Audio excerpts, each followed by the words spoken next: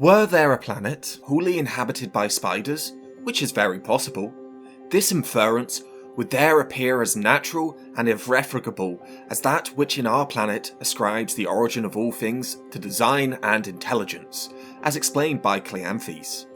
Why an orderly system may not be spun from the belly as well from the brain, it will be difficult for him to give a satisfactory reason.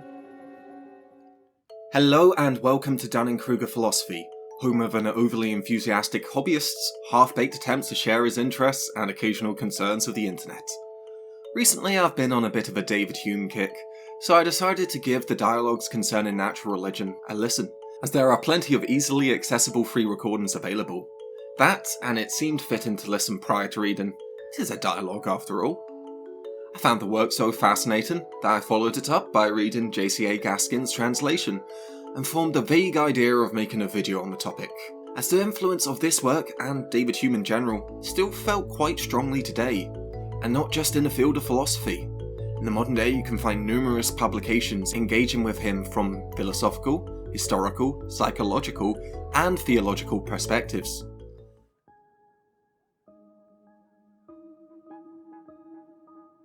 If it helps, you can think of a dialogue as a kind of indie film, one with limited characters, all set in one location, where the focus of the film isn't spectacular set pieces, but the dialogue that passes back and forth between characters. Films such as The Man from Earth, not the terrible sequel, or indie flick Clerks, if you're after some crude humour, which David Hume would likely have approved of. He did say, after all, reason is and ought only be the slave of the passions. He was also pretty fond of food and drink too, but I digress. The main characters of this indie film are Demea, Cleanthes, and Philo. Demea represents rigid religious orthodoxy, divine revelation, and the cosmological argument.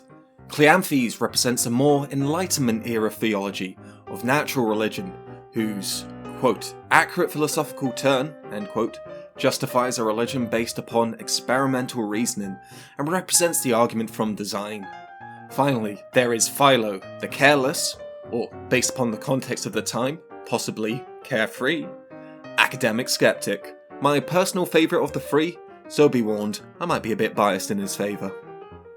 These are the three main players, so to speak, but there are two other characters, those of Pamphilus and Hermippus. Pamphilus is Cleanthes' student, whilst Hermippus is Pamphilus' friend. The dialogue itself is framed as being an account written for the benefit of Hermippus by Pamphilus, so it's worth keeping in mind that what is recorded is from the perspective of Cleanthes' student. Other important factors to bear in mind is that this dialogue bears some significant and deliberate differences from Plato's style of dialogue. Hume took direct inspiration from Cicero's dialogue on the nature of the gods, which also features three main characters discussing the nature of religion. However, to me, I would say the most important influence of Cicero on Hume is in Hume's desire to present good, well-reasoned arguments from each of the main players. In order to achieve this, Hume frequently conversed with his friends and colleagues, asking them to strengthen the different sides of the argument. In a letter addressed to his good friend Gilbert of Minto, Hume opened with, "You would perceive by the sample I have given you that I make Cleanthes the hero of the dialogue. Whatever you can think of to strengthen that side of the argument will be most acceptable to me. Any propensity I have for the other side crept in against my will." Which not only shows Hume asking for advice, but seems suggestive that the dialogue may be supportive of deism or theism, or at least trying to give the appearance of being so. Which is why I shall now read a later section of that same letter that contradicts somewhat this interpretation of Hume's initial words. "Had it been in my good fortune to live near you, I should have had taken on me the character of Philo in the dialogue, which you'll own I could have supported naturally enough, and you would have not been averse to that of Cleanthes." Throughout his life, Hume constantly discussed and revised this work, adapting it to new developments in his thoughts, which has provided an absolute treasure trove of notes and erased or changed segments for academics to dissect and debate. This was not solely done out of a sense of perfectionism, but also a fear of the ramifications of its publication on his personal life. Hume's irreligious attitude had already cost him several teaching posts, so he decided to have the piece published posthumously. Posthumously. Sorry, I couldn't help myself. This task was left to his friend Adam Smith. Yes, that Adam Smith, but we shan't judge Hume too harshly for his friend's naive and misguided economic theory, as it seems Smith lacked the spine to actually publish the dialogue. Thankfully, Hume, having expected this, left a note in his will that should Adam Smith fail to publish within 2 years, that the task would be given to his nephew, David Hume the Younger, leading to its publication in 1779, 3 years after Hume's death.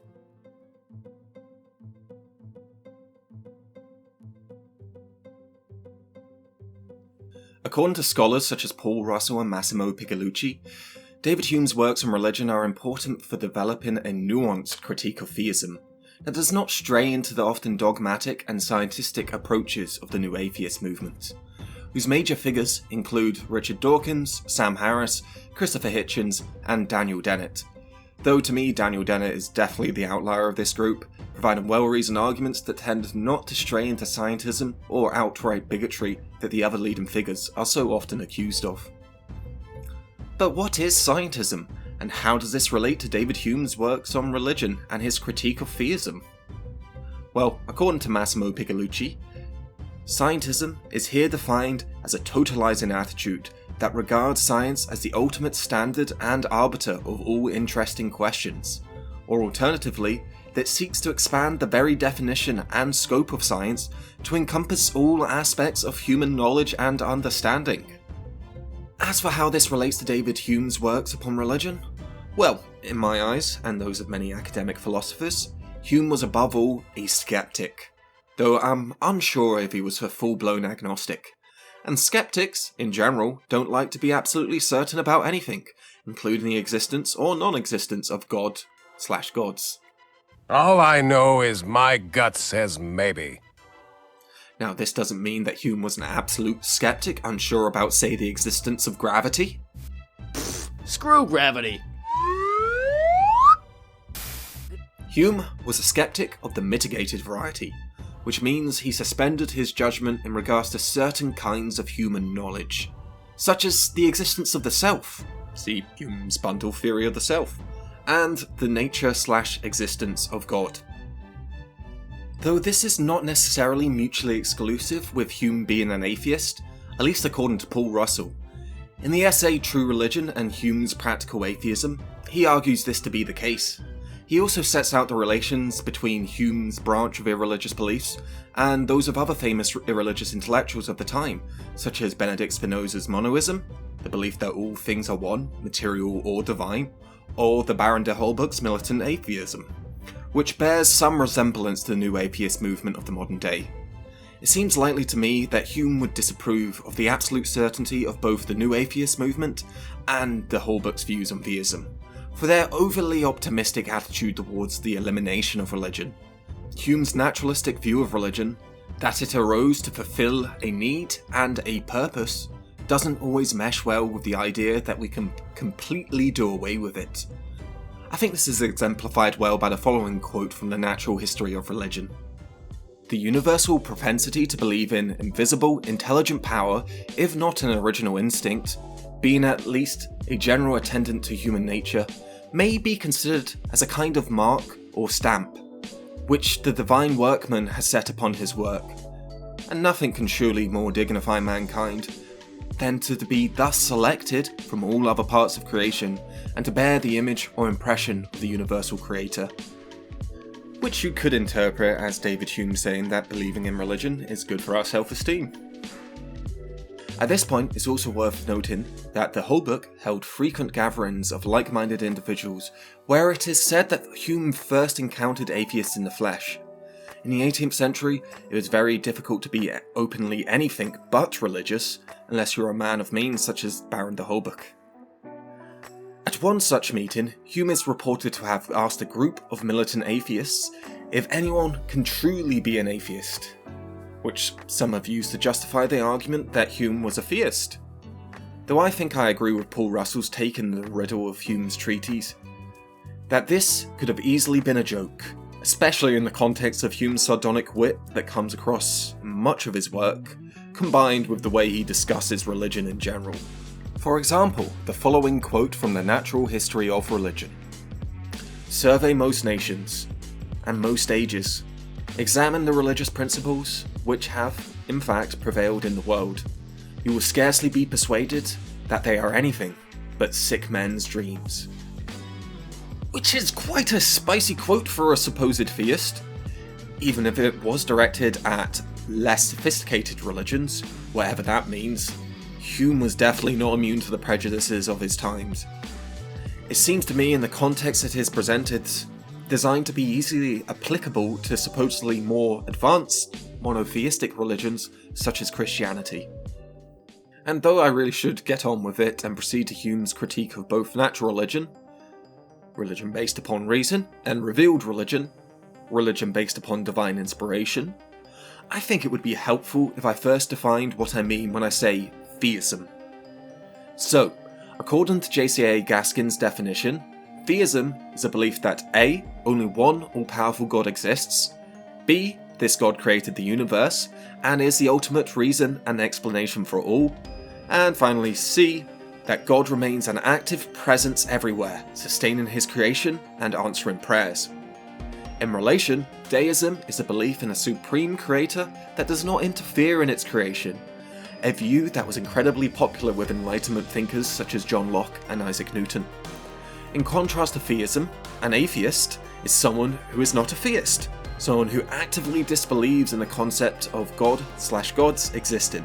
For them, it is simply a false proposition that can be disproved, whilst an agnostic is skeptical and unsure whether there is a God or if we could know either way. I have no strong feelings one way or the other.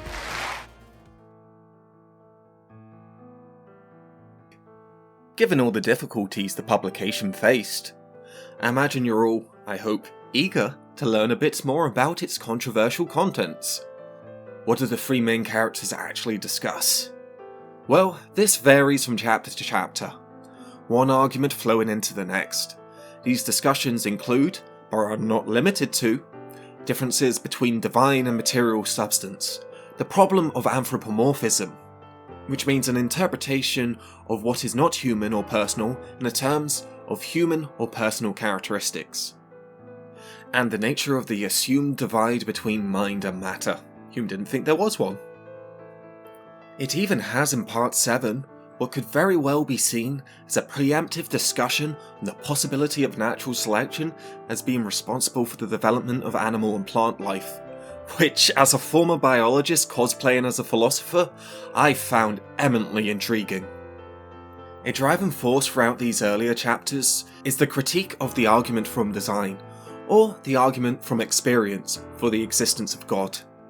Philo addresses his interlocutors thusly. If we see a house, Cleanthes, we conclude, with the greatest certainty, that it had an architect or builder, because this is precisely the species of effect which we have experienced to proceed from that species of cause. But surely you will not affirm that the universe bears such a resemblance to a house that we can, with the same certainty, infer a similar cause, or that the analogy is here entire and perfect. The dissimilitude is so striking that the utmost you can here pretend to is a guess, a conjecture, a presumption concerning a similar cause, and how that pretension will be received in the world, I leave you to consider. In many ways, this seems to be a preemptive refutation of the argument from analogy in William Paley's teleological argument, where the universe is compared to a watch as an argument for it having a designer. As the discussions continue, things become more and more heated. Major spoilers ahead for the rest of the video. Eventually, the problem of evil, which in simplified terms is the question, if God is good, why then is there evil, is discussed, and Philo begins to sharpen his wit, skewering Demea in particular with it. Quoting classical Greek philosopher Epicurus, "Is he willing to prevent evil but not able? Then he is impotent. Is he able but not willing? Then he is malevolent. Is he both able and willing? Whence then is evil?"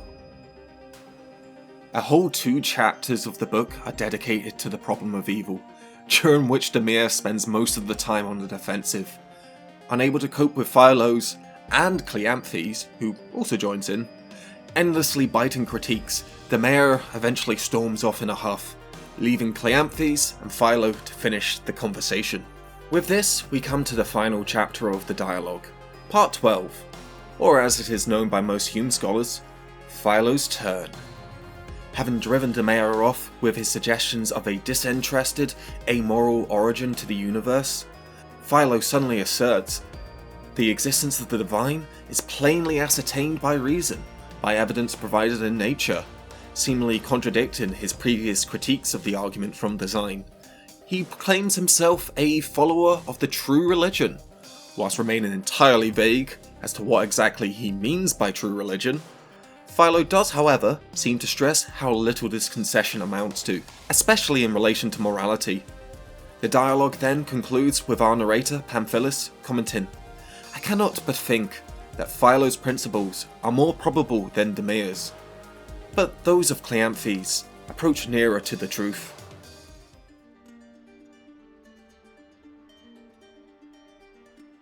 The combination of Philo's turn and the concluding remarks might lead some to stress that Cleanthes was indeed the hero of the story, that the whole dialogue is an argument for some kind of attenuated theism or even deism. And some have interpreted it that way, but certainly not all. For example, in Alexandra Davidovich's essay Who Speaks for Hume, she makes a rather compelling argument that Philo is the primary mouthpiece of Hume, noting the similarity between Hume's and Philo's views on skepticism, morality, and Christianity. She also points out the similarities between the ending of Hume's dialogue and that of Cicero's. The concluding lines on the nature of the gods are as follows. Cotter's argument seemed to Velleius to be more truthful, but in my eyes, Balbus' case seemed to come more closely to a semblance of the truth. Cotter was an academic skeptic, and given that Cicero was himself an academic skeptic, Cotter was likely his favoured interlocutor. Could the same not be said of Hume and Philo? Then what of Philo's turn? Does that mean that Hume was a man of religion after all? The last chapter was written close to the end of his life. Does this mean that he saw the light, so to speak, and converted to theism? Again, the academic community is somewhat divided on this, but as far as I can tell, most don't seem to see this as any kind of proof of Hume becoming a pious man of religion, as the occasional religious conservative like to claim. Some, like J.C.A. Gaskin or C.M. Lorkowski, have argued that this was Hume asserting a form of attenuated or thin theism or deism, one where God is devoid of moral properties, whilst others have stated that Hume was merely trying to 1. Ensure that his work was actually published. You have to remember it was the 18th century, and Adam Smith already chickened out. And 2. Be deliberately unclear on what exactly he himself favoured, in order to encourage the reader to think for themselves and make up their own minds on the subject, which doesn't tell us anything definitive either, to be honest. From my perspective, most of the arguments for Hume's apparent attenuated theism, or deism, seems more related to an agnostic interpretation of God, at least in a colloquial sense, than any kind of theistic or deistic belief. So for me, Hume is a skeptic, one who is maybe an atheist, maybe an agnostic, or maybe something in between. All I know is my gut says maybe. As for why I find this so important and relevant to more modern discourses on the nature of religion and faith, well, I think it's that Hume's arguments all contain seeds of doubt and skepticism to them. A small grain of mitigated uncertainty that all good academics should have if they want to avoid the ever-present threat of confirmation bias, which is something I struggle with personally. Hume's goal seems to be more about showing people how to think critically, instead of telling them what they should believe, which to me is a far more effective way of tackling religious dogmatism, or scientific dogmatism. On a highly unlikely chance that either Sam Harris or Richard Dawkins stumble upon this video, please take note of Hume and go and read this dialogue. Again, in Dawkins' case, as I'm aware that Hume happens to be somewhat of an intellectual hero for him. I think it might do you both the world of good. Thank you all for watching this episode of Dunning-Kruger Philosophy. I hope you enjoyed. If you enjoyed it and would like more, then please let me know down in the comments below. I'm thinking of doing another episode or two on David Hume, maybe looking into the problem of induction and how it relates to some of the prejudice and bigotry that even one who seemed so far ahead of his times occasionally displayed. I'm also tempted to do a video on the Netflix show Midnight Mass, examining it via the lens of David Hume's inquiry concerning human understanding, or more specifically, his chapter on miracles. Other projects in the works are an episode on Elizabeth Barnes' book on the philosophy of physical disability, The Minority Body, a Theory of Disability, which looks at disability from the perspective of epistemic injustice. I'm also working on a critique of Richard Dawkins' The Selfish Gene, which, whilst it contains some interesting ideas, I found it to be heavily biased and more than occasionally problematic. Finally, there is a long-delayed video on the rigorous self-critique of playing Disco Elysium that may come out sometime this year, but likely won't come out till next year. Do have a honeymoon coming up, so we'll see. Anyways, thanks again for watching, and I hope everyone has a lovely day.